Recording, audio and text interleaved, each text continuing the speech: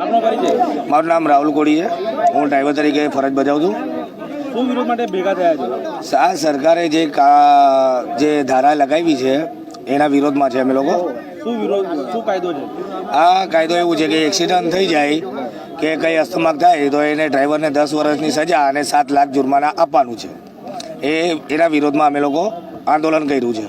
કેટલા ડ્રાઈવર અત્યારે આંદોલન માટે 1000ના આસપાસ અમે લોકો ડ્રાઈવર ભેગા થયા છે.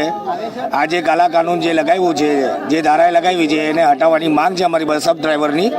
કોને રજૂઆત કરવાના છે? અમે કલેક્ટર સાહેબશ્રીને રજૂઆત કરવા માંગ કરીએ છીએ અને માંગ કરવાની કોશિશ કરીએ છીએ.